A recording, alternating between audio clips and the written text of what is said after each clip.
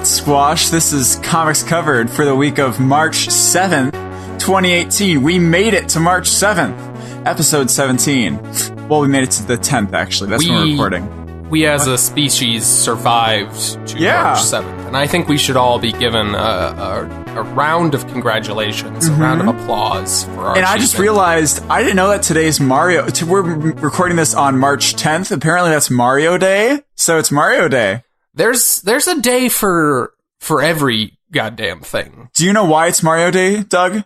Why is it Mario Day? MAR10 looks like Mario. Oh, it's like a Pi Day kind of situation going on. If you go on Google Maps right now, they have a view that shows you as Mario in his cart. Uh-huh. Isn't that cool? Yep, it's pretty cool. They're supporting the violent video games. In any case, here on Comics Covered, we talk about comic books and the world around them, the comics industry, comics movies, TV, the violent games. We also will talk spoilers. We were just making fun of the violent game stuff just now, so we'll go on from that. We'll also talk spoilers, though, on some things, and we will swear. We will.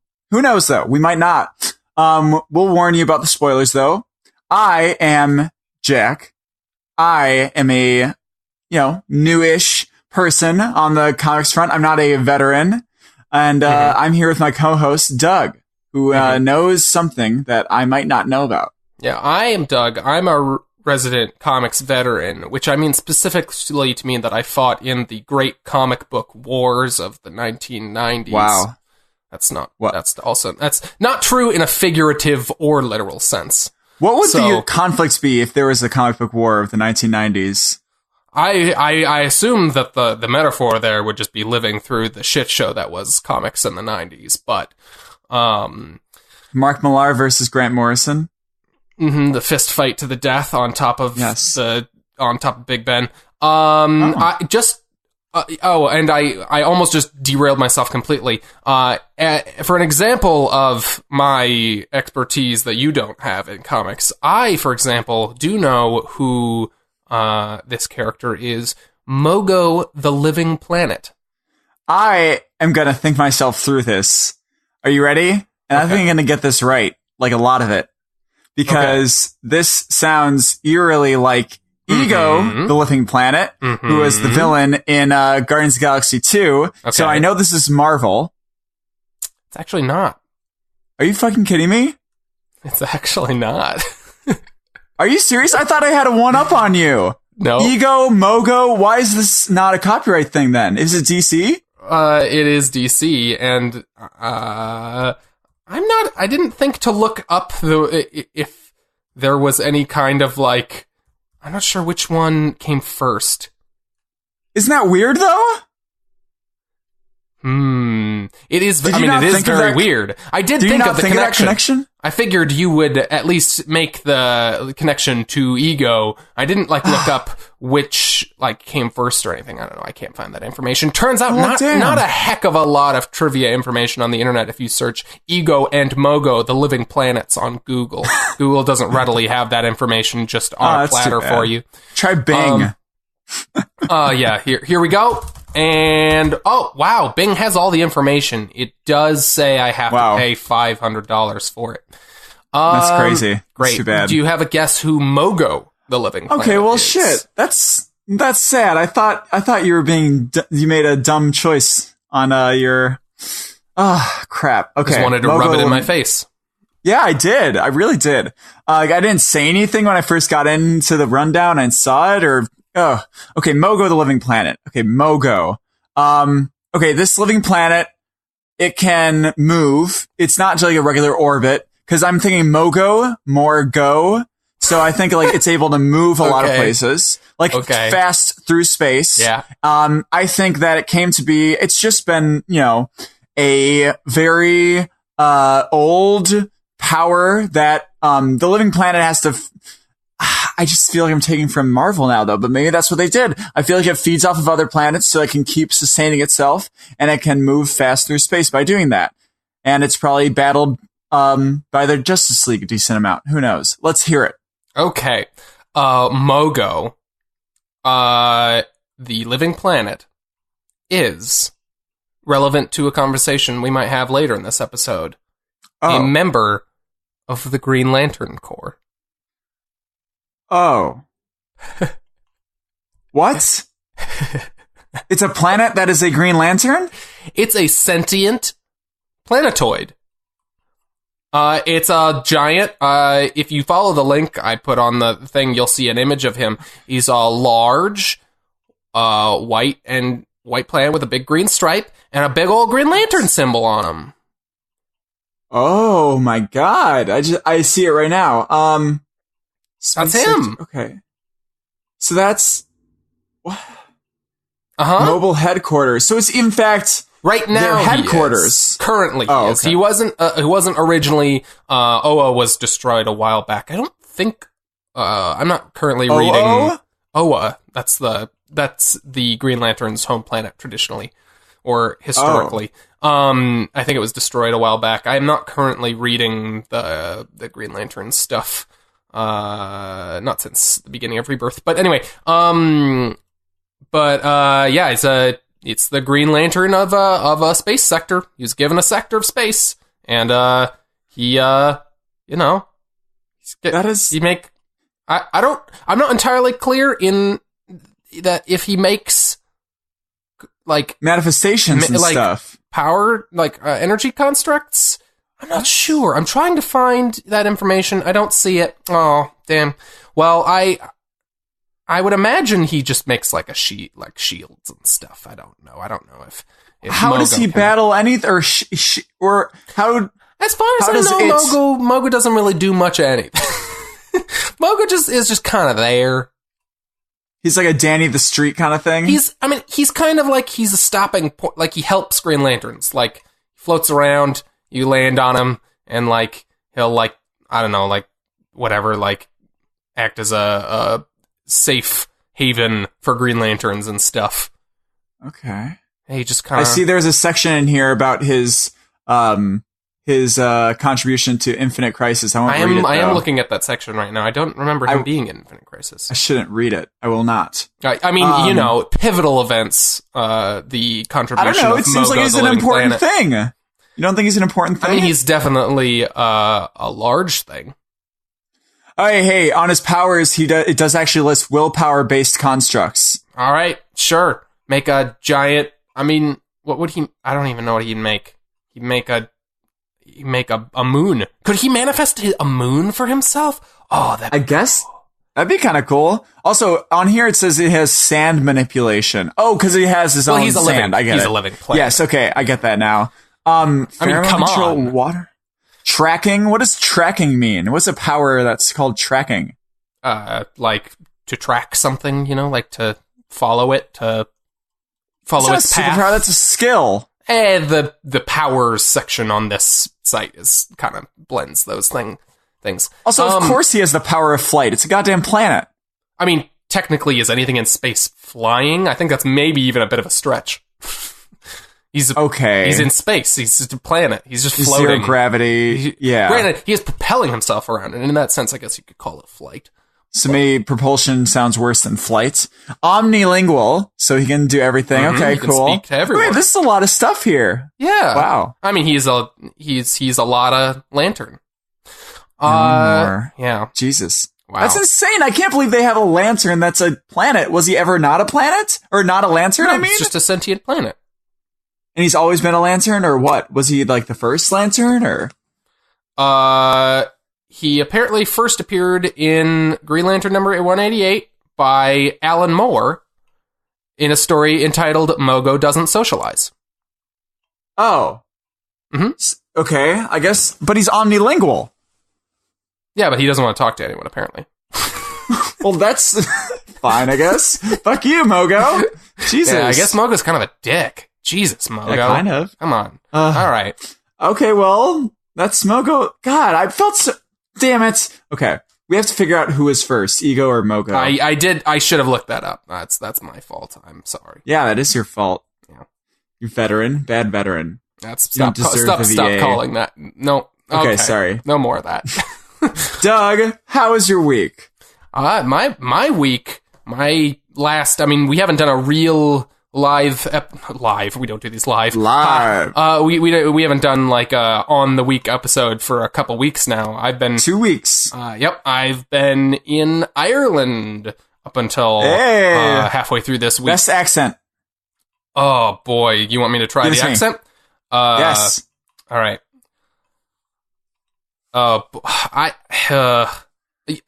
got some Guinness with the lads. Got a Guinness. I'm gonna go down to the pub, get some Guinness. It's gonna be grand. Oh, good. Very good. Very good. Very good. They like to say thanks. Thanks. And okay. I don't know if they're listening or not. I do know that I tweeted at an Irish comic book store this last week. Oh God. And they're gonna hate us for this now. What I assume were some nice Irish folks liked our Twitter page or our Facebook page. Okay. So I think I hope if they are listening that they haven't been horribly offended by my attempt at an Irish accent. Mine's probably worse. It is very charming that when they thank you, they do say tinks. No H sound. That's good. It's my great. last name is actually very Irish. It originally was O'Hearn. I saw Ahern Pharmacy over in somewhere on the road over in Ireland. I don't remember where. Very cool. I don't know if it was a chain or not, but I almost took a picture and then I went, fuck that guy. That guy's a dick. I'm sorry. I don't want you to do that to me. I'm not like Mogo. I at least talk to you. Yeah. Once a week and never at no other point. No. Yeah. So yeah, it was an amazing trip. I mean, they got hit by a bunch of really harsh weather when we were over there. I mean, harsh for what they get in terms of snow. Yeah. They got like... You said 6 inches, right? Like 5 or 6 inches, and then... but they just, they don't really get snow very much ever. No, I understood it exactly, no. Yeah. So they Imagine they if, weren't really prepared for it. Imagine if Minnesota, every time we got 5 to 6 inches of snow, everything shut down. Well, we got quite a bit more than that. But, oh my gosh. Yeah, it was so, like, we were used to the snow and we were anticipating cold weather, like being over there because we wanted to go over there now because it was the cheap time of year to go. But it's just a lot of stuff was closed, but the bars were open, the pubs. That's the only important thing. It's the only important thing. Got smashed. Not really. Not that much. Jack. Who says smashed? People say that? I got smashed. Oh my God. Okay. Hulk smashed. Oh, look at you. You related it back to the comics thing. I related it to the thing we talk about, Jack. How was your week here alone in the... I was going to say the cold, but you're not here. You don't live here. No, I'm in California. It's great. Actually, I mean, it can be great. It was raining a lot. My week was good, or my weeks were good. The Olympics did end, which was my prediction last week. Yeah, so that was cool. You were correct. Wow. I was correct. Look at that. I have watched a lot of television and consumed a lot of media. So the things I did, and we'll talk about more a little bit later, I finished Legion Season 1, which was amazing. Well, you started and finished. I didn't even know you had started it until I got back and you said, I watched the whole thing. I was very excited. I mean, it was 8 episodes. 8 episodes is not that hard to get through, especially since you want to watch everything at the same time because it's like, what the fuck's going on? I don't want to lose anything. Yeah. And then my girlfriend and I, Samantha and I watched the first episode of Runaways. It's so sad. I was really excited about it because someone also told me, oh yeah, it's great. You got to go see it. And we're like, okay, might as well see it. It was recommended. Where'd you go to see it? No, shut up. What television theater did you go to see the In show any at? case, I want to do the comic at some point. I'm going to watch another episode or two and see if it gets better, but goddamn, it was really annoying. And then I literally just, I told you this, I literally just watched Wonder Woman and I only got to like 10 minutes left in the movie. Jack, and it's literally stopped the movie with 10 minutes left so we could do this hour and a half or more podcast, and he's going to go back and watch the last 10 minutes afterwards. I got through the last battle, like Ares or whatever was, or Or should I not? Okay, spoilers for Wonder Woman. Came out. I know. I got. Yeah. Ares got defeated or whatever. Or what's that actor? I recognize him. David Thewlis. He's in Harry Potter, right? Yeah, he's Lupin. He's the werewolf guy. Okay, I thought so. It was really hard for me to picture him. Wait, spoilers for Harry Potter. Oh my god. Spoilers The Prisoner of Azkaban. Sorry. Spoilers for Harry Potter and The Prisoner of Azkaban, both the book and the movie. That's terrible. I'm so sorry. I'm so sorry. Oh, we've ruined so much pop culture. In any case, it's kind of hard for me to take him seriously. I think the best parts of the movie are before that final battle where he kind of reveals himself. I don't know. I just didn't really like the last battle. It reminded me a lot of Justice League. The last battle is not good. It's just CGI bullshit. She's just punching a bunch of nonsense. It reminded me of Steppenwolf and the rest of the great. Stuff. Oh, it's very fun. It's very good. I loved how they did the realization of her, like, you know, it's not just one enemy. It's a lot of things, you know, there are a lot of complicated things because she has the whole movie. I love that she's just focused on this one thing. And he keeps being like, no, but to do that, we have to do this. And I thought that was a really cool, like, juxtaposition between them throughout the movie and then her realization. And then, I think it was a really great movie. I'm sad that Chris Pine isn't a part of this anymore. Yeah, I thought it was, I mean, I know I guess they were trying to do like a Captain America thing where they just shuffle her off into the modern day now and are never going to go back. So, like, I guess. Is she immortal? I mean, she's part god. Yeah, she's part god. So I would assume she at least ages very, very slowly. I mean, she just lived through that time. It's not like a Captain America thing where she got frozen. She just like lived her life, those like whatever, almost 100 years. But I liked it. I thought it was great. I think it's easily the best. I mean, easily. I did like Man of Steel. It wasn't. Man of Steel is good and was good at the time, and seeing more of Zack Snyder's vision of Superman has made me sour a little bit on that movie, quite a bit on that movie. It feels very much of a piece with the later kind of visions of him, and also the flaws in that movie have over time become the most prominent things in my head about that movie. I think that's a little unfair to judge it based off of more movies. You know what I mean? As a single that fucking movie. Tornado. That fucking tornado I think it was a good Superman movie. The best Superman movie we've had in a while. I mean, it's definitely... I mean, there haven't been a whole lot of great Superman movies. It's better than that dumb Superman Returns movie. I am one of the few defenders of that movie, but anyways. Screw that movie. Okay. Kevin Spacey was fun in that movie. I think that was the best part of it, easily. Oh, that hasn't... That part... Kevin Spacey. Okay, I'm sorry. I'm just saying. No, I know. That was just me having I have to have a moment like that. I choose to live my life as a gay man. What if Lex Luthor said that in the movie? Like, at the end, Superman has him on the ropes, and Kevin Spacey as Lex Luthor just says, wait. I choose to live my life as a gay man.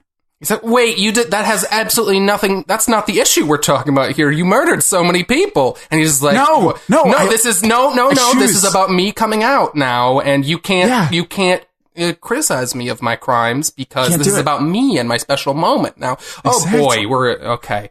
That whole thing though. Should we go on to news? Yeah. Kevin Spacey is a gross man. Yes. And Anthony Rapp, the guy that he molested, is a fantastic singer and actor.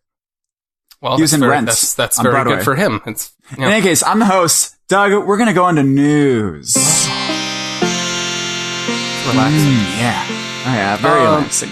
Okay, so moving on into movie news. While Doug was away, Doug, you should go away out of the country all the time, because then Infinity War... The movie will get moved up 1 week every time you go out of the country. Yeah, I left the country, so everything kind of jumped up a week.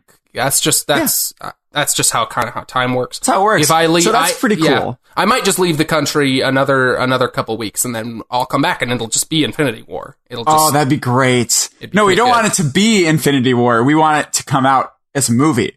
if it was actually Infinity War, we'd probably be dead. I mean, if I went out of the country when Infinity War comes out, when I came back, I feel like Infinity War would happen, is how that Oh, God. goes. It's a whole thing. Well, in any case, the news here is that it has been moved up from the first week in May to the last week in April, on April 27th. So that's awesome. Mm-hmm. We are officially almost a month and a half. A month and a half away from Infinity War. So that's super exciting. Oh, my God. Whole thing. But yeah, I don't know what else we have to say about it. I mean, we don't really know why, because I guess they were trying to get away from, some people think it's because they wanted to get away from Solo. When does Solo come out? Solo is like in summer or something. I don't know. I think it's like June or May. So they moved up before, like further before it to give it a little more space.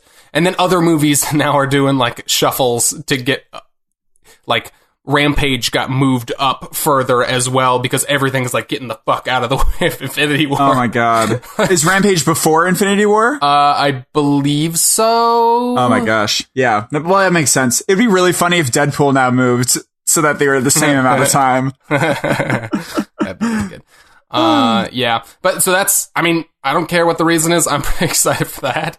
So, yeah. Well, also, apparently the international release was not going to be the same as the American release. So they were going to get it around this weekend anyway. So now they're just matching. Yeah. Did you know that? I think one of the arguments I do remember seeing is they did it so that they'd be more simultaneous to avoid spoilers getting out there. And why wouldn't they want to do that anyway? I don't know. I don't really understand a lot of how they do like staggered or not staggered release. I don't know why they would do staggered releases ever, really, but I'm sure there are considerations I'm not aware of. But I don't know.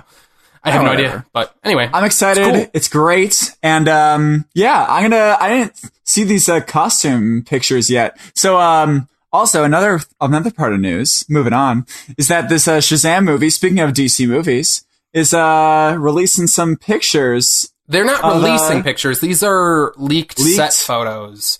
Look at him. They've been getting out for like just over a week now.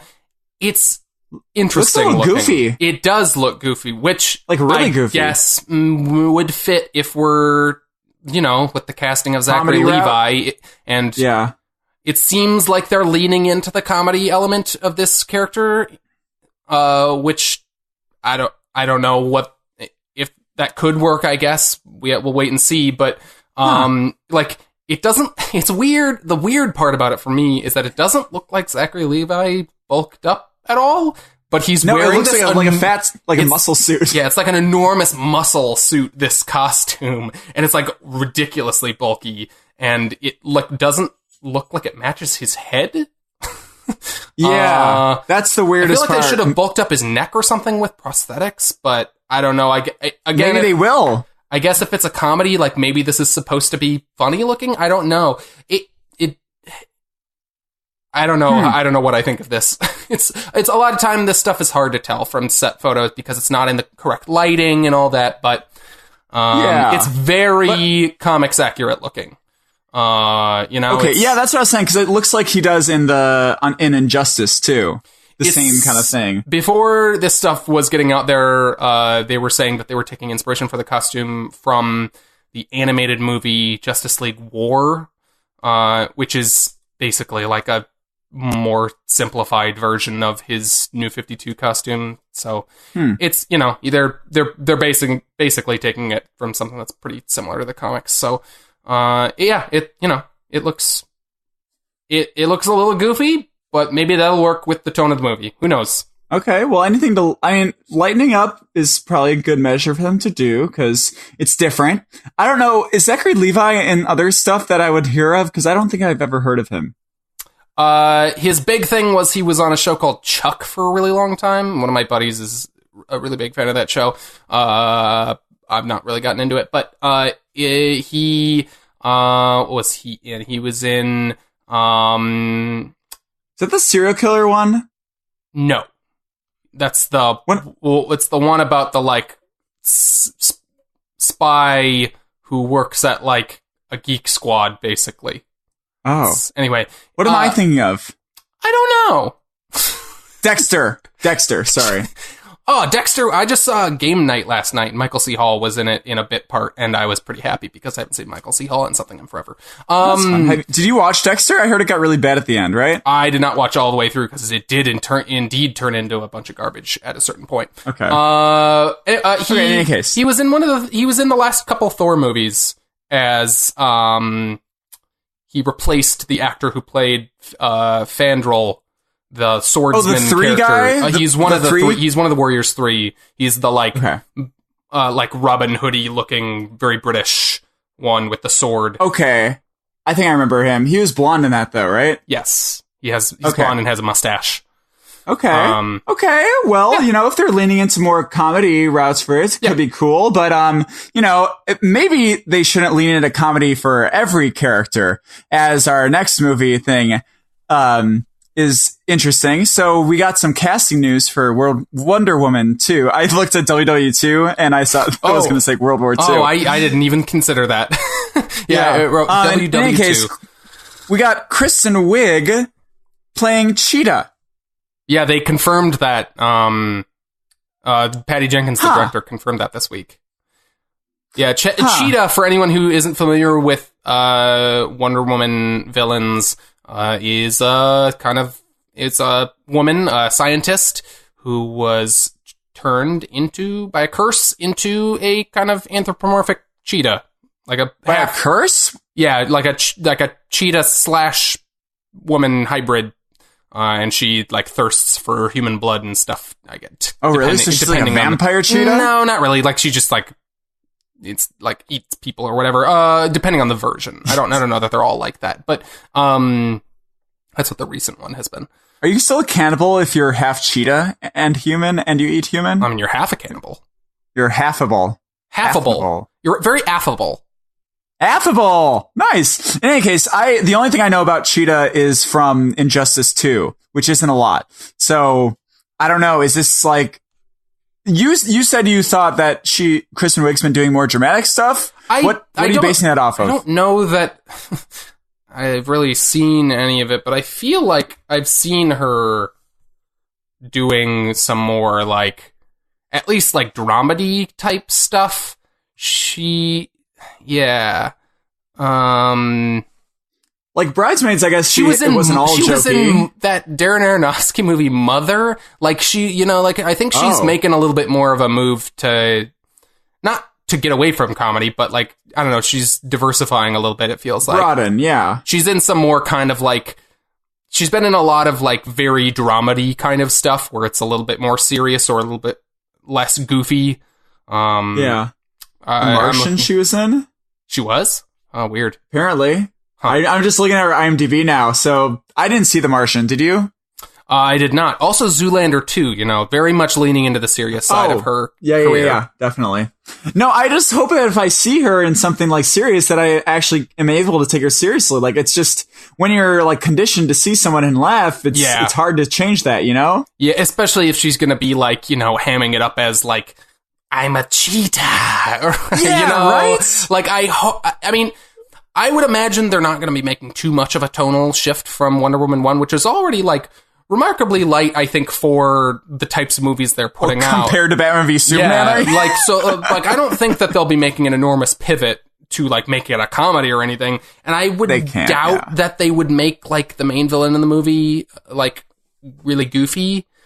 I'm also I'm unclear if Cheetah is the main villain or if this is going to be, like, a side villain or something. I'm not sure. But if it's a side character, I could definitely see them, like, her hamming it up and it's for comedic relief or something, But maybe. I don't know. I don't know I don't know what the plot of this is going to be. But yeah, we'll see. Okay. I mean, that'll be weird. Okay.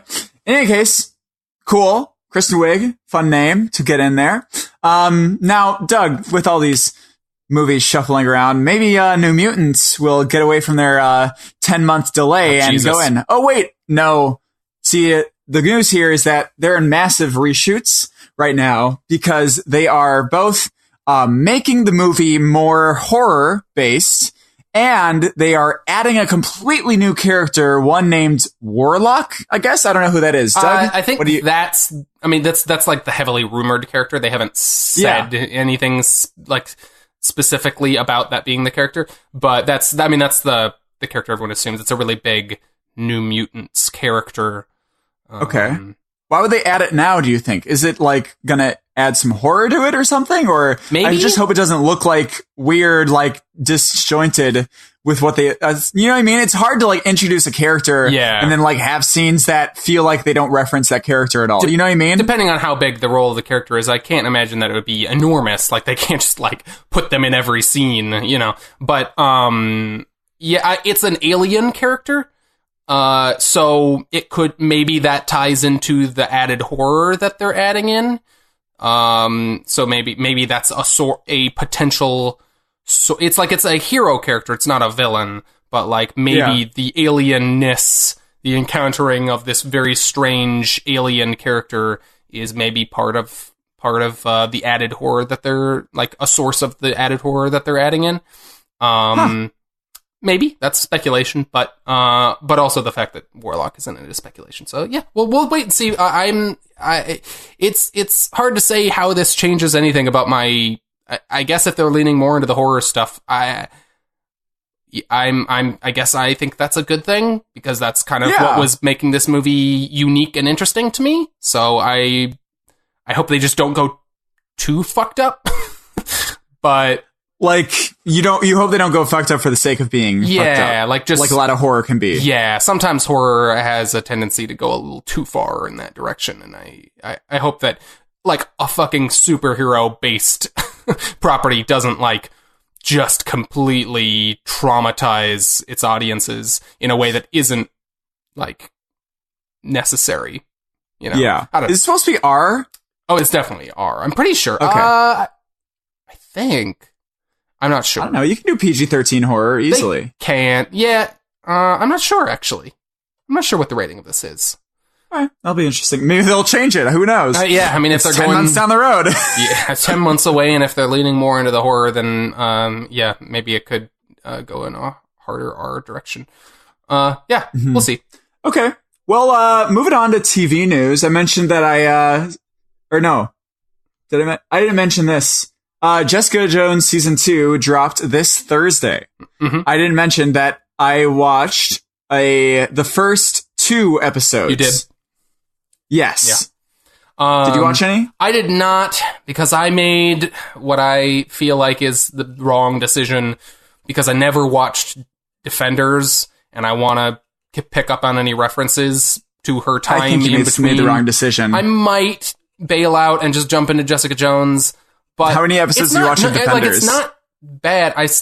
I've been on halfway through the second episode for the last couple days, but I watched the first episode and a half in one night, and then I just haven't gone back and watched anymore. But I'm already a couple episodes in. I am probably just gonna power through in the next few nights and try to watch it as quickly as possible. It's definitely not bad. It's it's fun. It's watchable. It's just not like to the bar that, like, you know, those other shows, like especially Jessica Jones. Daredevil, Jessica Jones. Yeah. Like, and I'm very excited for Jessica Jones, and I just want to make sure that, like, if they have like any plot ties back into stuff that happened in Avengers or characters or anything, that I pick up on all of it. Yeah.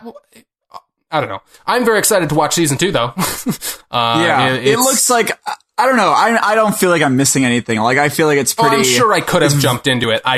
My completionist brain won't let me do it. I'm pained enough as it is not having watched Iron Fist. I'm not going to do it, but... Don't do it. I need to watch Luke Cage still. You haven't watched Luke Cage? Oh, Luke Cage is great. Yeah. Luke Cage is very... It's different. Is that, like, very different than the other ones? I feel like...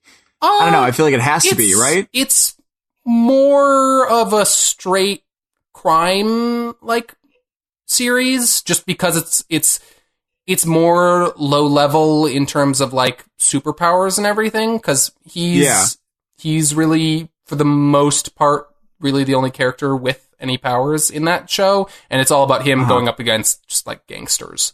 So, and protecting the neighborhood. It's really good. I really like Luke Cage. When does Luke Cage take place in the timeline that they've built with these shows? I think it came out, when it happened in the show, like it's like after Jessica Jones when it season came 1? out. Yeah, I think because he already, I feel like she shows up or something at some point. I don't remember, but I think they already know each other. I don't think it takes place before that or anything. I'll have to do it at some point. I will. It's great. You should watch it. But in any case, season 2, Jessica Jones looks great thus far, and I'm really excited to continue it. And you should just watch it. I mean, no, if you want to watch Defenders, you should. But I mean, Yep. Jessica Jones is great. Cool. And it still is. Yeah. Moving on, Luke Cage. Speaking of Luke Cage, that season 2 drops June 22. That's awesome. Yeah. They really do those fast, don't they? I mean, they're all on different production schedules. Like it always feels like they're coming out very fast because like you're getting multiple of them a year, but like, I mean, like they're entirely different, cast and crews and stuff. And it's been that came out. Did that come out a year ago, Luke Cage? So like, I feel like something like that, maybe a little more. But yeah, so it's about time for another season. In a couple months. I can feel that. I'm excited. Nice. What? Okay, moving on. Because that I don't know. Is there anything else? Like, did they leave it at a cliffhanger or anything? I assume they didn't, because Defenders is after that season, right? I don't remember. Well, they pick up. Yeah, Defenders. They kind of pick up the cliffhanger that they left it on, sort of. Okay. Okay. Well, if you can call it a cliffhanger, like they follow up on it in Defenders. So like, gotcha. And pending a big cliffhanger in Defenders, he should just be back to his kind of deal. Normals. Yeah. Okay. Very cool. And then moving on, we got a Legion trailer, because that season 2 is coming out April 3rd. Mm-hmm. April 3. Oh god. That made fun of me for how I say dates. Well, if you're from Europe, it's not weird.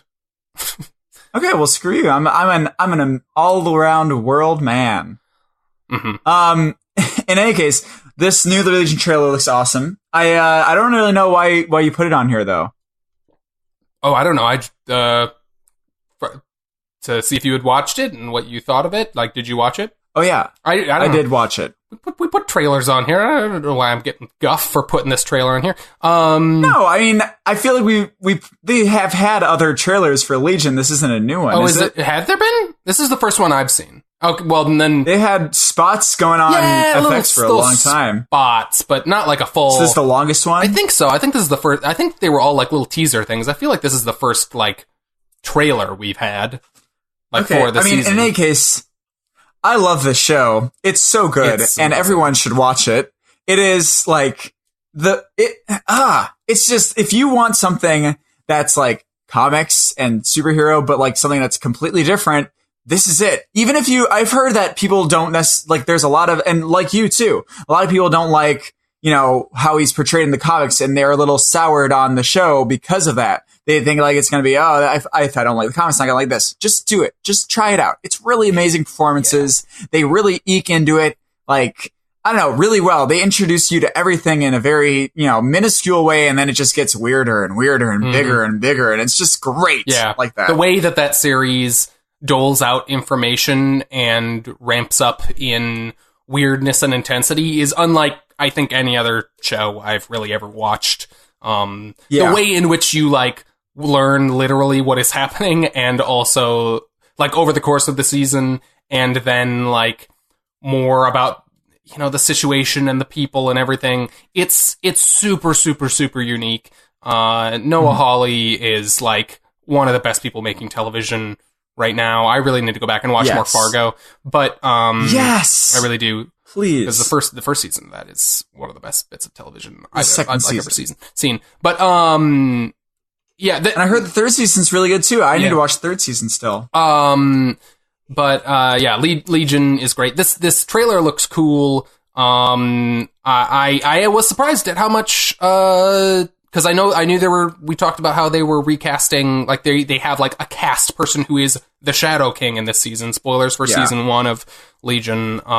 There's a character named the Shadow King who like is this body hopping entity who kind of takes over people's brains, and they've got like a person cast now, seemingly, that who is going to be like the body of this person, but we see plenty of what's his face from Jermaine Clement from Flight of the Conchords guy in this trailer, like a bunch of them. And I'm pretty sure Aubrey Plaza was in this. I know she's been in teaser stuff, but I think she was in here in a couple very quick. She's like a core member of the cast. Moments. So yeah, So it seems like they're gonna still play up the like weird him having lots of different appearances and stuff.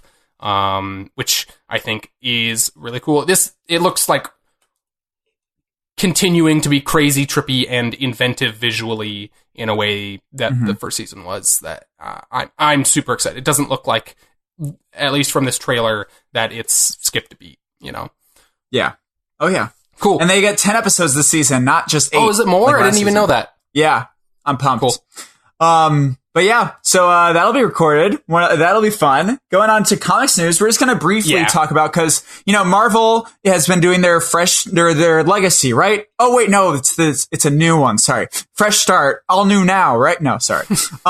Fresh start, and they've been announcing some creative, which is cool. So on Amazing Spider-Man, after Dan Slott's leaving, so Amazing Spider-Man, we're going to have Nick Spencer and Ryan Ottley. Ryan Ottley's the artist. Yep, Ryan Ottley's the artist. Everyone's been kind of waiting to see what he's been doing. He's been with Robert Kirkman, who you might know as the writer of The Walking Dead. A bunch of I did not know that. Really big. He's the writer / he's the exec producer of the TV show as well. But he wrote the comic for a long time. But he writes one of Image's big series called Invincible, which is like one of the longest running non-Big Two superhero books. And Ryan Ottley is a big part of that book. Everyone's been kind of waiting to see what he was going to do, since that book just ended recently. And so he's going to be on Spider-Man. I think that's a really good fit. He's a really, really stylized, cartoonish kind of artist. Okay. Very detailed. Nick Spencer has been kind of a rising star at Marvel. You would know him as the co-writer currently of, Doctor Strange Damnation. Okay. I thought I saw that name before. Yeah. He wrote Secret Empire, which is kind of loosely tied to that series. But yeah. Oh, so is he getting did he get some flack then for that whole storyline? Oh, he got lots of flack. It was a very controversial thing, that all that Captain America stuff. Was it basically his idea? Yeah. I mean, he's a very politically vocal writer in the comics community, and that it seemed that was a very pointed thing on his part. Anyway, I gotcha. Moving on, we also have, unfortunately, Donny Cates is going to leave and go into different things in Marvel, and taking over Doctor Strange then is Mark Waid. So that's still cool. He's a great writer. I know you like him more with Chris Samney, correct? Yes. Generally, I think their work is stronger together, but who knows? He has a lot to work with after Donny Cates, after his run, and Doctor Strange is in a really cool position after what we were seeing in Damnation. So, hey, it'll be fun. Also, speaking of things having to do with what we just saw in Doctor Strange, Jeff Lemire is going to be writing on The Sentry. So, hey, when's the last time Sentry had a series? I'm not sure. I'll look that up right now. But, it's been a while since The Sentry has had an ongoing book. And I'm surprised that, Jeff Lemire is writing it, because, it seemed like he was he's been kind of a little bit of a free agent for a little bit now, but it seemed like he was leaning a little bit more into the Marvel side for a while, and then he is on some books at DC now, which made it seem like he was going to be moving back over there because he was writing over there for a long time. But it seems like he's still keeping his options open. He's writing for both, as well as doing his non-Big Two stuff as well. So are writers like treated as independent contractors? For the most part, people are signed to exclusive deals on specific bases. But like Scott Snyder at DC is an exclusive deal. Like he works. I believe so. And Brian Michael Bendis just left his exclusive deal at Marvel for an exclusive deal at DC. Yes. Okay. So that but it depends. Yeah. Some of them can like go between, do their own stuff. All of them can do their own stuff too, right? Yeah, for the most part, writers are it's like a contract basis. Yeah. Okay. Cool. Well, that's fun. I'm really excited because, I think Superman analog sort of thing, especially in an emotional state that we left the Century in with Doctor Strange, I think that's going to be really cool. Donny Cates. Getting back to Donny Cates, we already learned that he was on Venom in this fresh start. And we also know now that he's going to be continuing some of the storylines that he had in Thanos on his new series, Cosmic Ghost Rider. Yeah. So that's awesome. Spoilers for Thanos. We have learned that Cosmic Ghost Rider is Frank Castle. So that's going to be cool. Yeah. And interesting and weird. Yeah. What do you think? What do you think this story's going to focus on? Do you think it's going to focus on Mephisto again? Like figuring out how he relates to Mephisto in this day and age? Yeah, I assume this is going to be a current days tale of him, although it could be an early days thing, I suppose. But I don't know. Yeah, it's going to be... I think it entirely depends on how this story in Thanos ends. We'll see. Like, it depends who he's working for at the end of that series, if he's still working for Thanos, or if somehow they bring back Galactus, or if he's just... I'm guessing he'll just be on his own in this series, just as, like, Space Ghost Rider, Okay. Space Ghost Rider. Cosmic Ghost Rider, cool. One might say. Have they ever done that? Have they ever done this kind of stuff with Ghost Rider? Like in space? Not really. Yeah. No, they haven't. I can't say that. I have no idea if Ghost Rider has been to space before. I would bet that he has, but like he hasn't been like a cosmic presence in that way that he's like, exclusively like existing in space and going around to planets and stuff. He's pretty much on Earth. That's cool.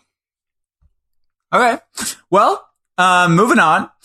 I saw this, and I was wondering if this was news or not, but Neil Gaiman, who I guess is a writer, announced with a video. Did you watch the video, Doug? I did not watch the video. It was just him talking about the Sandman universe, which I don't know anything about. So I was hoping that you'd give me some light on that. Sandman, Neil Gaiman's Sandman is a really influential kind of book that's kind of one of the original cornerstone books of the Vertigo line of books at DC. He wrote that. It's the 30th anniversary this year of the start of his story. But is it like a classic thing? Like, should I read it? I have not read it in its entirety. I need to do that because it's one of the highly regarded comic book runs. But yeah, it's been a long time since we've gotten really. He did like a follow-up series over the last couple years, but like no one's really else has really ever touched his characters in that world very much, other than some weird little cameo stuff like Scott Snyder's doing in Metal right now. That's the Sandman. Yeah. So they're giving Neil Gaiman an imprint at DC. And this ties into our next news story in kind of an observational thing about DC's kind of business practices these days. But So they're giving him basically an imprint that he's overseeing with how many books is this? We don't have the news story on here. It's 4 new series set in the world of Neil Gaiman's Sandman comic. Wow. I don't have the names of them here, but they're, 4 books that he's overseeing, written by various writers and artists about those characters that he created or popularized. Yeah. Did they say when those are coming out? I'm not sure. Okay, I mean, I feel like we should try and read the original thing. How long is the original thing? It's longer. It's a whole comic book run. Like, was he going on for like 10 years, like longer? Let me look at this right now. It was started in 1989. It was 75 issues, the original run. So. Oh wow. That's quite a bit. Yeah, it's quite a bit. Jesus. But yeah, it's one of the, we could at least we could read like around when that stuff comes out. We could read like the first volume or something and talk about it, and do whatever else in our own time. But that would definitely be something we could do. But yeah, so tied into that, DC is also starting another new imprint that they're titling DC Black Label. Also, you wrote down here definitely not tequila. Black Label tequila isn't a thing. It's Black Label whiskey. Okay, whatever. I don't care. It sounds like alcohol is what I'm saying. Tequila is añejo repasado. What the fuck are you saying? Those are the kinds of tequila, and then you have like single barrel whiskey, Black Label, like, come on, Doug. I don't know. It just sounds like a brand of alcohol, is what I'm saying. It does. No, you're right. You're right, though. Like, DC, Black Label to me implies alcohol, but, so this is basically, DC's new, quote, edgy, new, non-continuity, line of comics. So this is an imprint that is going to aim to get all-star talent to tell non-continuity. So basically, Elseworlds is kind of an existing buzzword at DC, which basically means it's not canon. It's in a different universe. Stories about its big characters. They announced a bunch of books, as well as kind of revealed that some previously announced books are going to be under this label. Scott Snyder and Greg Capullo's new Batman book, which I'm trying to find the title of. That's cool. It's Batman Last Night on Earth, night with a K, will be done by them. He's in a desert. He has the Joker's head in a jar beside him, and he goes on a weird quest through the desert. Wow. So it's that kind of weird, just like completely untethered to anything to do with continuity, just about the ideas of these characters. All these announced books are about collectively Batman, Superman, and Wonder Woman. There's like 6-ish books announced. Some really cool sounding ones, as well. I'm vaguely interested in kind of all of them. Yeah. They're doing... That's a good thing for me to read too, because since they're, out of continuity, I don't have to know anything that's going on. You don't have to know anything to jump into these, I would assume. Wow. Yeah, it sounds cool, and it just is a continuing trend from them that they are moving into this weirdly imprint-focused kind of publishing line.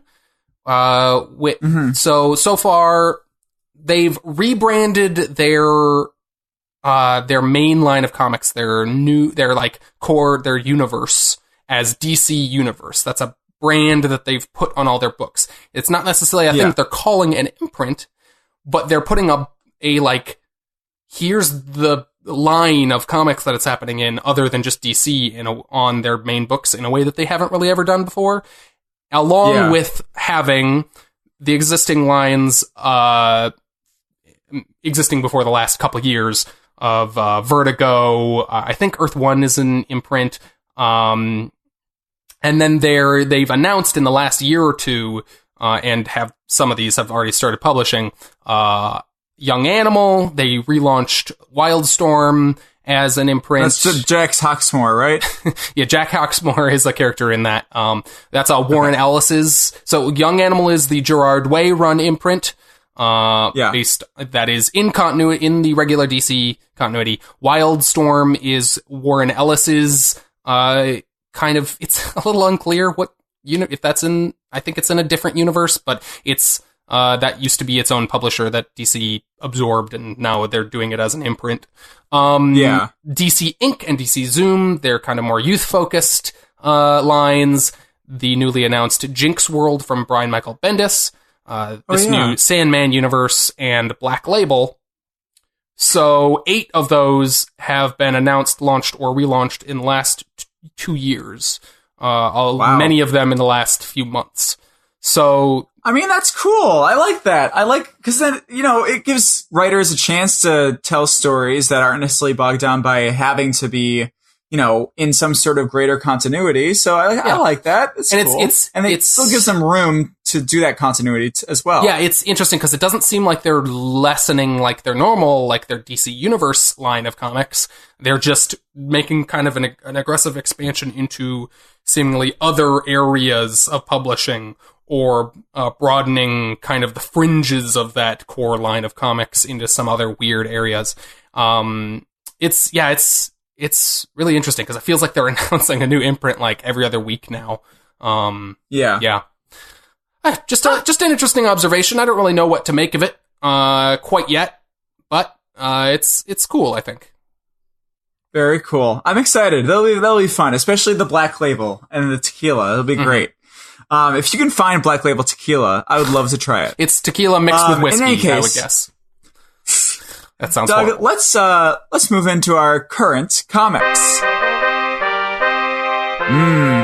Wonderful. So we got a little fun, some books, some good books. I was really excited for this week. There were a lot of them, but no, I was really excited for this week. It was great, and a lot of stuff happened. So we both read some books. We both read Captain America number 699, which the next one, 700, will finish this arc, and Mark Samney's exit from Marvel.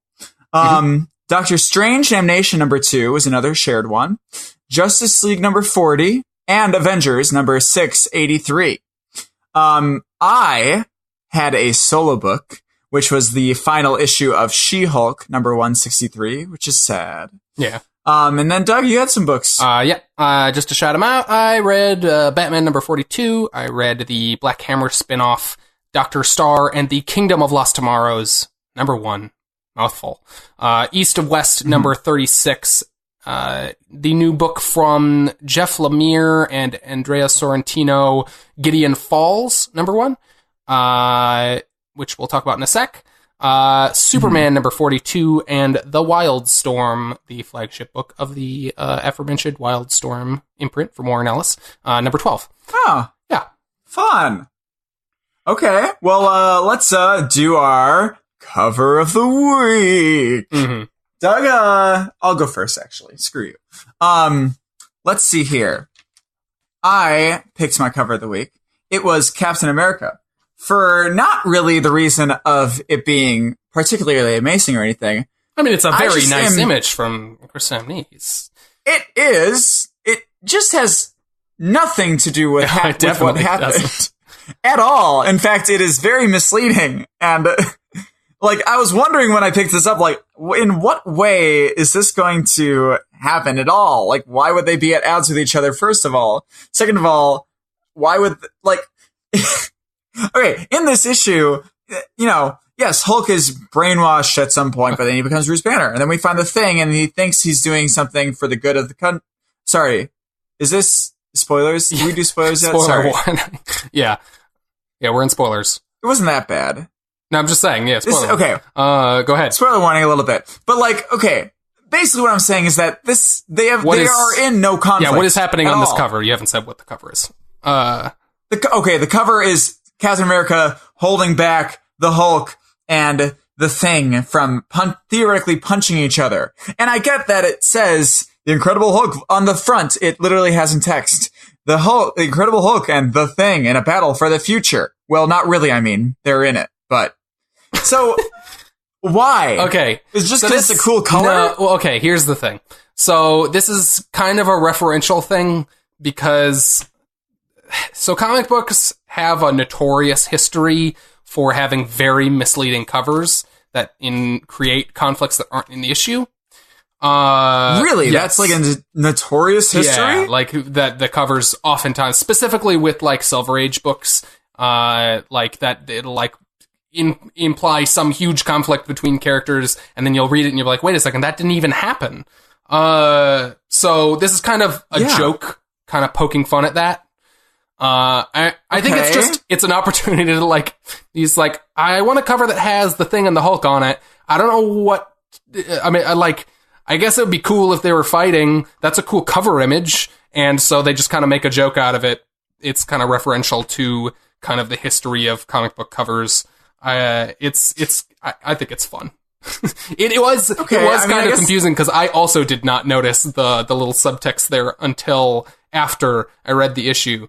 But and then you went back and then you saw not really. I was like, wait, they didn't fight at all. Because I was waiting the whole issue. I was like, oh, they're setting up, okay, Hulk is here and Thing is here. How are they going to make them fight? And then they didn't. And I was like, that's dumb. Just good issue. I just was very taken aback by the cover. Yeah. So that was my cover of the week. And yours, Doug? My cover of the week, in what I think is stark contrast to the interior of this book.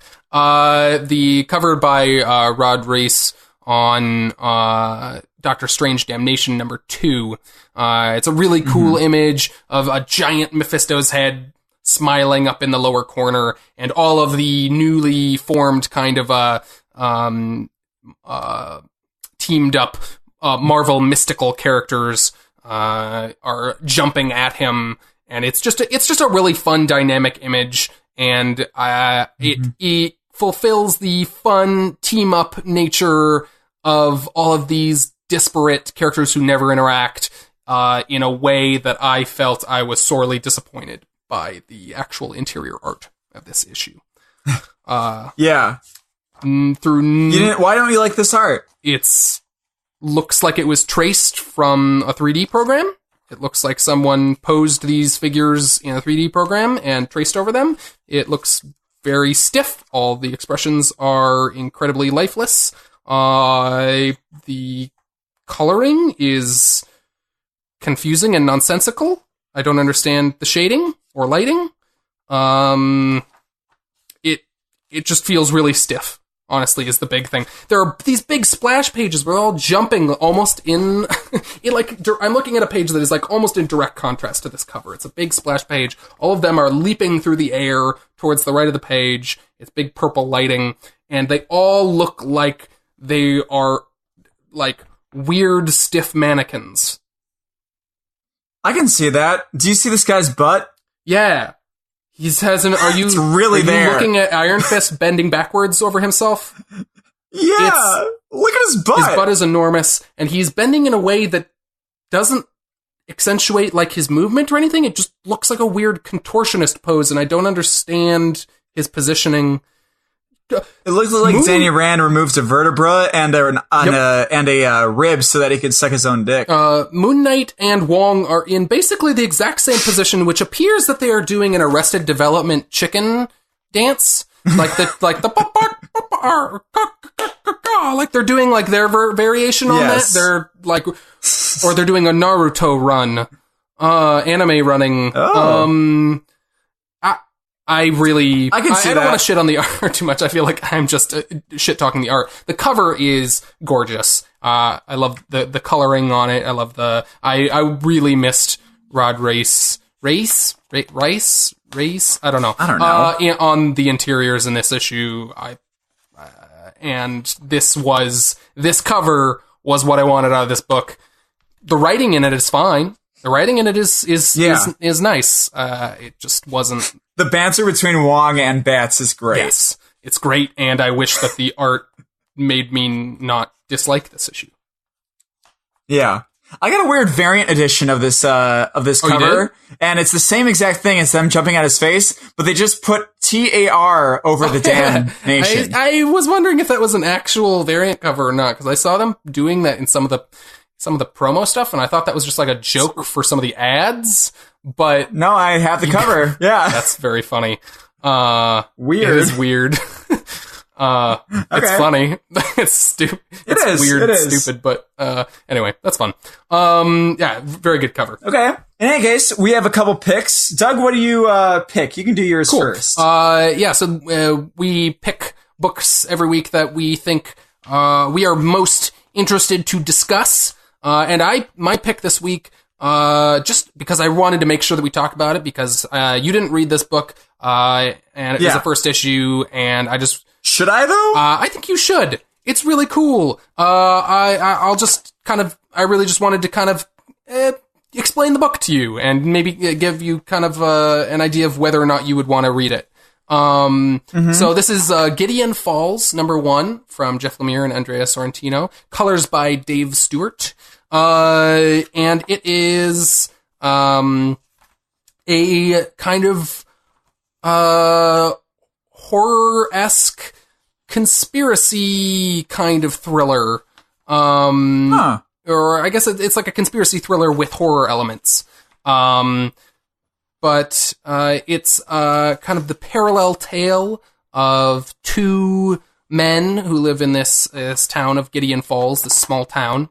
One man who is suffering from what his psychiatrist says is this delusion that is causing him to collect trash in the town because he sees this grand pattern in it. And he's trying to collect it all so he can figure out what the pattern is. And he doesn't really know why he's doing it or, to what end, but he is consumed with this idea of finding bits of wood and nails and glass in the trash in the town, and he collects them and catalogs them and is trying to figure out what the pattern is.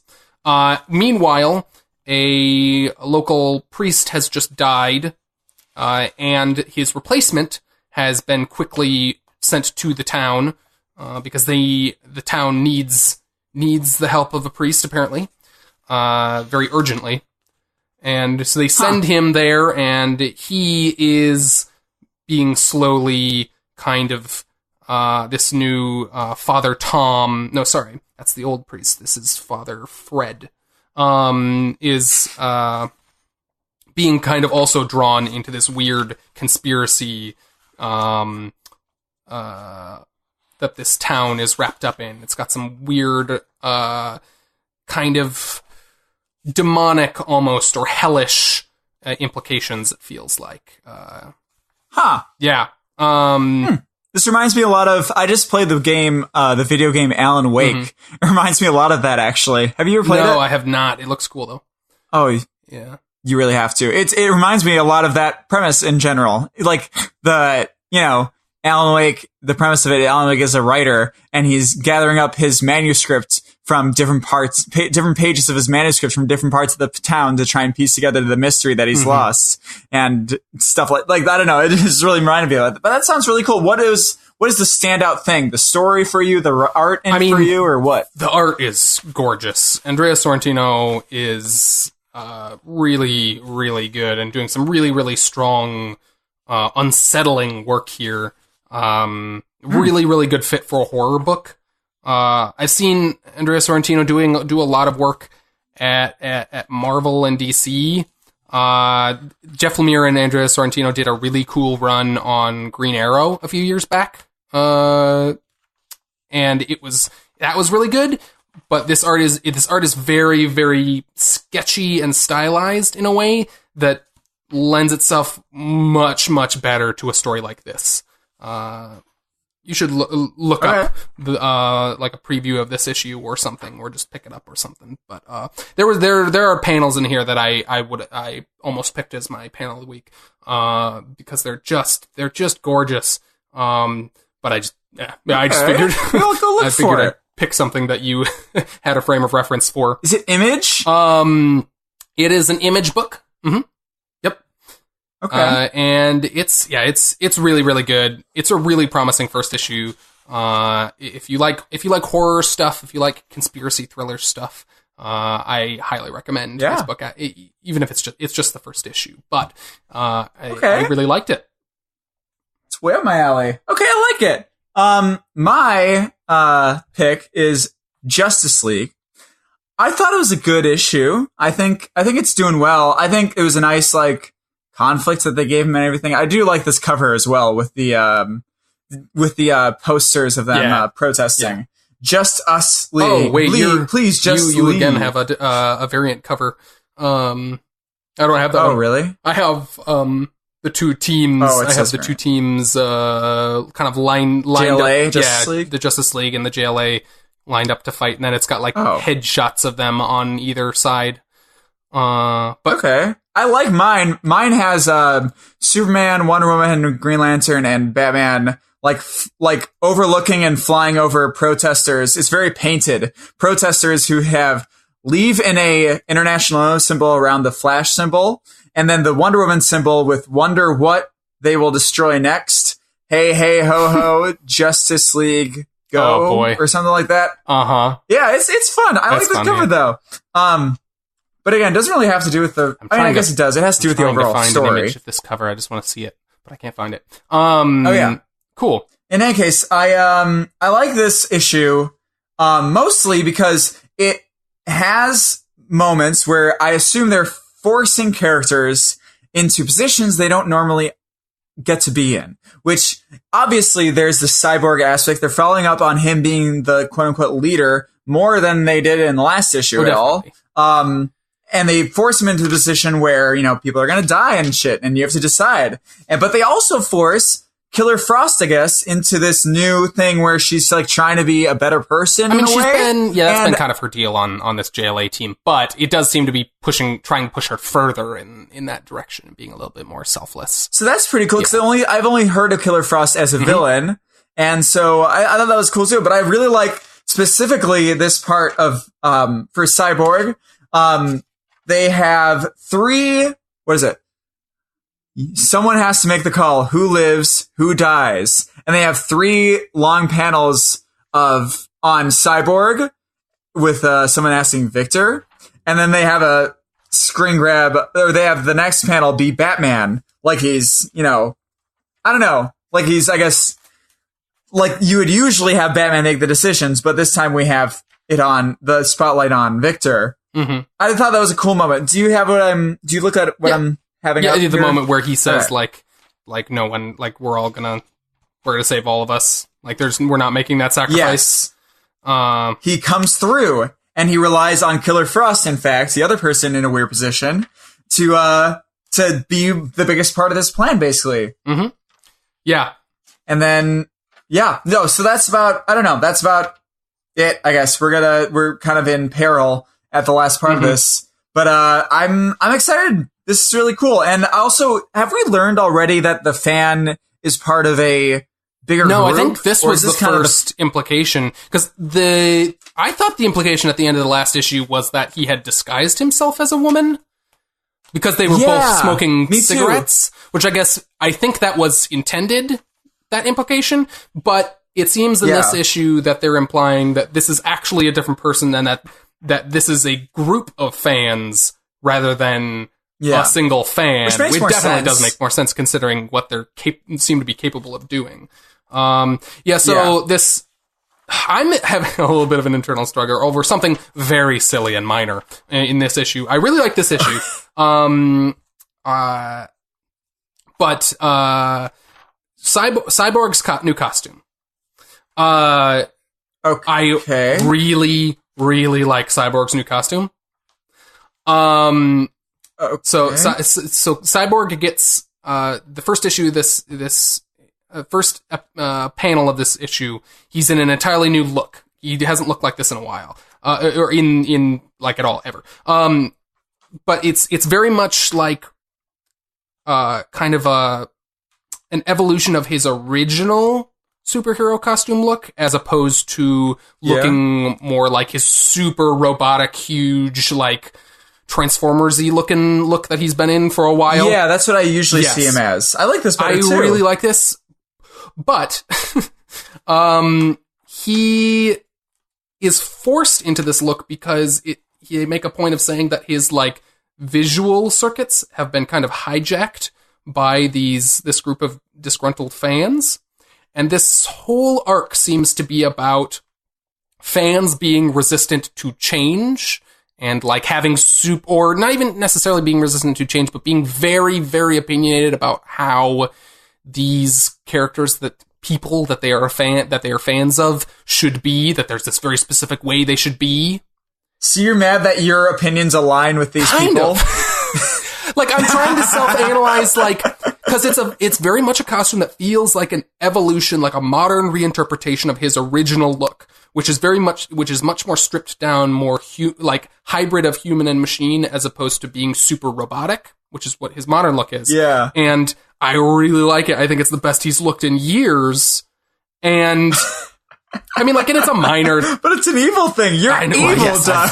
I'm evil. That makes this so much better, though, Doug. That thought right there. I know. That's what makes it awesome. It lends so much credence to the idea, but it does make me a little bit sad, because I do think this is not just like them reverting back to like the easy thing of being like, oh, he looks like his original costume because that's how he should look. I think this is genuinely like a really cool modern like evolution of like a more adult, grown-up looking Victor Stone, which I feel like I feel like I'm not necessarily being a resistant fanboy in liking this costume, but I don't know. But that's the struggle. That's the internal struggle I'm having. Again, a silly minor thing, but like, that's a good struggle to have. I love that. That's great. It just had me kind of second guessing my, because I really like that, and then they revealed that it was like put on him by the fan or the fans, and so I was like, oh wait, why do I like this then? Anyway, it doesn't seem like you shouldn't feel bad that you know. I don't necessarily feel bad. It's just like making me analyze it, you know, just because it's interesting. I got you. It should. But should make you think. I don't think he's definitely not sticking around in this, because they've already put out that like promo stuff for that Scott Snyder's upcoming Justice League stuff, and he's back in his big armory look, which I find disappointing, but you'll have to wait for the return of the fan. Yeah, we'll see how it shakes out, but yeah, anyway, I just wanted to point that out. I like that. I'm glad I picked this now. I like that. Cool. Okay, in any case, again, we had a couple of other books that were fun and good, and but now we're going to go into our panel of the week. Mm-hmm. I'll go first. My panel of the week is, again, not necessarily because I loved this panel. Quite the contrary. Huh. Okay. You're picking lots of stuff you didn't like this week. Well, I want to focus on this. It's not that I don't like it. It's just, it's very, very, very silly, the idea that Beast can be shrunk down to the size and go into someone's brain and see someone's memories playing on their hippocampus. Can you set up the situation here? What exactly is happening? So, I liked, by the way, this is one of my favorite issues of the Avengers thus far, of this arc. I think it's great. They get a little bit of a journey. Oh, also, we never did the spoiler sound. So, oh, see, now people are prepared for the spoilers. They've already been spoiled. Sorry, guys. In any case, so they're in the hospital. We're trying to cure Jarvis, because Jarvis, we don't know what's going on. And Miss Nadia Van Dyne, she thinks she can find a way. And she basically shrinks down Beast so that he can go in and try and kill whatever is, keep making him sick, whatever the pathogen is. Mm-hmm. And so he's down there, and we get this full splash panel of Beast in Jarvis's memory area of the brain, and he's seeing He's literally seeing the images of the old Avengers flashing across his brain, which is just, I know no one thinks this is how it works. It's not how it works though, okay? Just please, no one believe. I know no one thinks that you can see it, but you literally do not just store, like, these things like this. This is a PSA. Insanity. This is Jack's PSA to comic book readers. Please don't misunderstand this. Please don't. Don't watch the movie Lucy and don't think this is how the brain works. Those are your two issues, your two platform issues. Basically. Yeah. In any case, but what I do love about this panel is I love that this is like our first knowledge about, someone that knows that Voyager is not a real part of the thing. I love that they have all this picture. I think they intended to do something great, which was have all these images here without Voyager so that Beast would have a sort of doubt or whatever. And then with the later reveal at the end when Jarvis wakes up, I think that was awesome. I just, execution. Just the scientific inaccuracy of it. Like blatant. The intention is great though. So that's what I love about this. I think the intention was great. Go ahead. I think structurally, it works really well. It's just, it is like, it's a big pill to swallow. Like, gratuitous. Yeah. It's. Because he later says, oh yeah, in the images I saw in your brain, she wasn't there. I mean, fuck you. Maybe the implication is that, like, he's being, like, the electrical impulses of the brain are traveling through him in some way. They don't seem to be making that very clear, though. Exactly. It just looks like he looks up and he just sees it. Like, it's just floating Exactly. there. If they, shocked him or something, and then we saw his head under here with the images playing through, that would be much better. It would at least it still wouldn't really make scientific sense. But at least, you could kind of excuse it as well, you don't know what would happen if you were tiny. Yeah. And you got shocked by, an electrical impulse in that area. But this is just, it has no basis in reality, but whatever. I think it works fine from a structural sense. So whatever. Yes. The intention is fantastic. In fact, I love the intention. Yeah. And it's great. And I love Jarvis waking up at the end. And we don't know what's going on. So yeah, this was my favorite Avengers issue too. So I did like that intention. Yeah. So go ahead. What's yours? My panel of the week. So your panel of the week was the big splash page of the big splash page. Just want to talk about of him watching a movie. Cool. So we haven't talked about this arc of Batman that started in the last issue, but it's this is the second issue of an arc in Batman, Tom King's Batman called Everybody Loves Ivy, and it's a Poison Ivy centric. Or it's an arc centered around Poison Ivy, basically has found a way, mysteriously, we're finding out through this arc, found a way to take control of everybody on Earth. Oh. Everybody on Earth has come under her thrall. They are all mind-controlled by her. They're all speaking, everyone except, because he makes some last minute, he inoculates themselves, everyone except Batman and Catwoman. Oh, wow. And so they are being in this issue. So anyway, I won't give a lot more specifics than that. But other than this moment in which Superman is just stalking them, basically, at this moment to make sure that they don't do anything bad. Ivy's allowing them to be outside of her thrall as long as they don't fuck shit up for her. They're just kind of out and about in town, doing, they have a plan anyways, but they're seemingly just going around town, just having a normal day while everyone's mind controlled around them. And Superman's just floating behind them the whole time. So Batman, at one point, this is all set up for the panel. That is really good. But so he leans in really close to Catwoman and he starts whispering very quietly. To get Superman to listen in, and then he whistles really loudly, and Superman clutches his ears and plummets from the sky. So then we have the panel where, so we have this panel. It's Batman and Catwoman, they're in this residential neighborhood. We see, like, we're looking at them from a porch, and they're on the sidewalk walking up to a house. It's just Batman and Catwoman in their full costume. Batmobile parked just on the curb. And Superman plummeting out of the sky behind them. And just, like, falling, like, face first. And Batman says, see? And Catwoman says, okay, I was wrong. You did it. Superman with a whistle. He says, not Superman. Clark knows when to listen and when not to listen.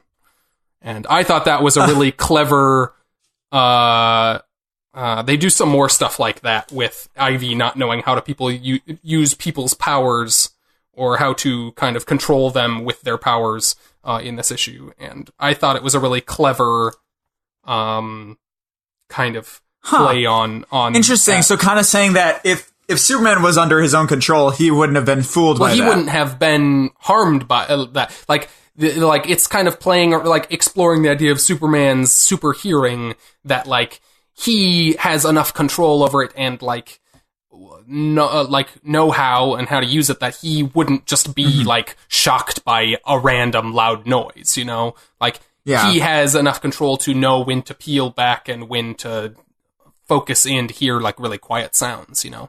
And on a second-to-second basis, probably, too. But when it's, like, this body that's just, like, there as, you know, a shell of itself sort of thing, that's really cool, because I wonder if that's ever been played with before. Probably not a lot. No, because normally you wouldn't imply that you could just stun Superman by whistling really loudly. That's the first I've seen something like that. But I thought that little dialogue exchange, that little moment with Superman falling in the background, was really cool. Fun. That's funny. Really cool. Do we get like a... What? Go ahead. I was just gonna... Do we get like a thump? Let me see. When he falls, do we get like a big thump? Nah, they cut away before he lands, but... okay. But anyway, it's, like, really good, like, all of Tom King's stuff, mix of, like, the mundane imagery, this weird, goofy, mundane comedy, and then also superheroics and people in costumes. And it's great. And decent, really good writing and a good turning point for them, too. Yep. Wow. I like it. That's fun. Okay. Well, Doug, it is now time. We haven't done this in a couple weeks. It is now time for us to do a one-sentence synopsis. All right. So, Doug, I'm going to ask you to give a one-sentence synopsis of East of West. All right. That is... okay. Okay. Because I don't know anything about it, so I figured it's going to be harder. This is going to have to be for the series at large, because... Sure. Series at large. One, because if I tried to explain this issue, you would have absolutely no bearing on who any of these characters are or what's happening. And also because I just haven't read this issue yet. I have had... Oh, you haven't? Well, I didn't get any of my comics this week until I got back from Ireland on Wednesday. Tuesday. Well, I didn't pick up any of my comics until Wednesday, so I've been reading 2 weeks worth of comics.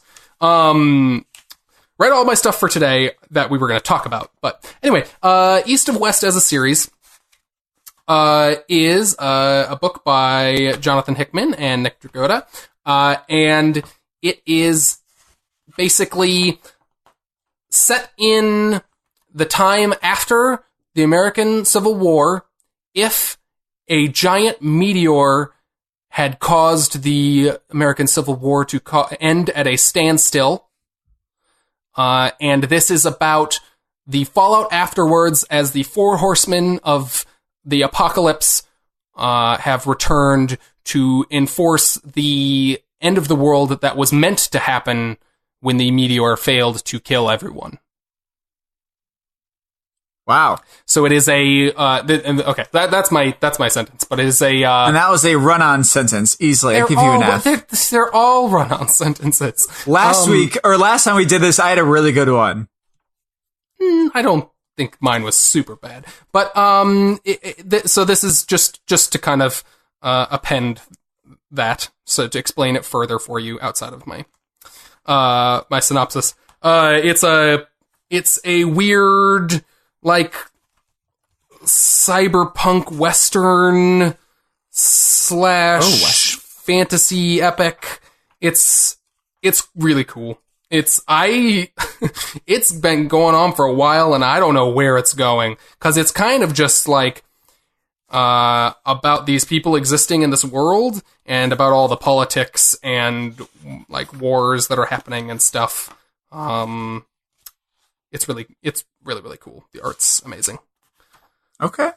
Cool. Really cool. East of West. Nice. I would not guess that would be the thing. I guess that's kind of hard to guess. In any case, end spoilers. Dug the sound? Thank you. That's good. Good job.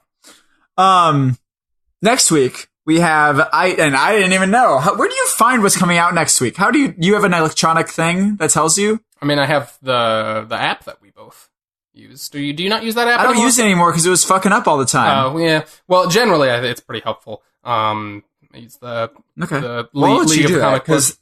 I'm excited now. So next week we have. Did I just interrupt you? I'm sorry. No, you're fine. Go ahead. Okay.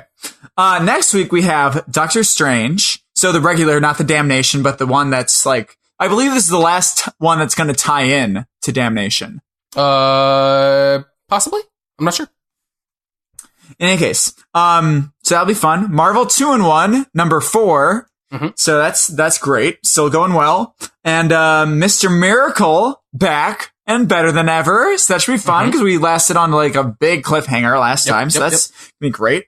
Avengers, which should be a great continuing of it. And Green Lantern Earth 1, which is the graphic novel. The whole thing? Yep. So this is a standalone graphic novel, or an OGN, an original graphic novel. Is okay. Kind of the Are you going to pick it up next week then? Yeah, I have a pretty light week next week, so yeah, I think I am going to. So this is it's going to be like a smaller hardcover is how these come out. So it's going to be like the size of like a trade paperback, but it's going to be a hardcover. It's Gabriel Hardman's written and drawn Earth 1 interpretation of Green Lantern, which is a line of comics from DC that is basically Earth 1 is a separate Earth than the main Earth. And so this is basically a line of comics that reimagines these superheroes in whatever form they take that. So this should be straight up like easy to get, like a good like just single story. Yep, this should be something that you can jump into with no previous knowledge of Green Lantern and just get a cool, interesting reimagining of that character. Okay. Cool. Obviously, we won't, like have to finish this from Wednesday on, right? So no, I don't think we'll talk about this like the following week on the show. But we'll talk about this definitely. I'll get it if you want to get it, and we'll talk about it. Yeah, like if we have happened to both have finished it in that week, then we can talk about it on the next show. But yeah, I don't think we need to make like a pact or anything. But I'm definitely gonna pick it up. Yeah. If you want to pick it up, I think it'll be a cool thing. But no worries if not. It'll be there in its collected edition for forever. Not forever. It'll go out of print at some point. But some point. Yeah. But okay. Yeah. Cool. Well, on to that, like we were gonna try and talk about some Green Lantern rules and stuff because I want to know the rules and limitations of Green Lantern, but I think I want to have more time, and maybe this would be a good thing to talk about when we talk about that book. Sure. Yeah. I don't know, because I'm really confused about it. So another time when we don't go long, well, we're not going long, but we're going like normal. So I think we should keep the normal thing, I think. Keep the normal thing. In any case, whatever. That is gonna do it for this week. Hey, we love you guys. We love you, like, listening to this stuff. It's pretty cool, because there are a few people out there. We're not yelling into the void. And maybe we've made a few more friends overseas because of Doug. So, hello. If you made it this far, though, we thank you so much for listening. We are, in general, a new podcast, compared to a lot of other podcasts. We are, is this 17? This is episode 17. So we are as old as Avengers No Surrender will be. Wait, is it what? It's 16. So whatever. That was confusing. I'm sorry. But, the best thing that you can do for us is to rate us or review us on iTunes. It's pretty fun. It's pretty easy. And if you enjoyed what you heard, let someone know about us with your mouth or with your mouse. Okay, wow. So we also... What? Oh, wow. All right. You don't like that joke? It's better than the covered joke. In any case, we release episodes on Sundays, so be sure to check back next week, or you can subscribe on any number of these podcast apps. These being iTunes sticker, like a packet of paper stickers from the corner store down the road.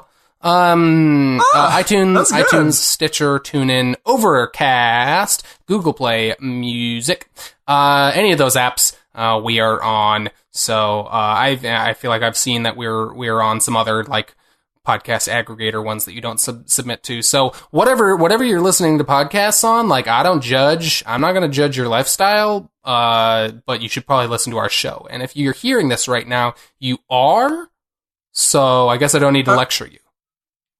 Yeah, in fact, I feel like that's kind of off-putting. Mm-hmm.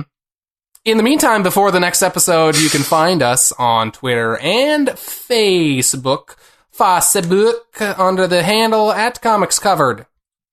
You can also find web archives of all our episodes at comicscovered.libsyn.com. That's LIBSYN.com. Our YouTube channel. You'd be a really funny, insane person, I think. I think I would be. I've been told that a lot. A YouTube channel and Facebook.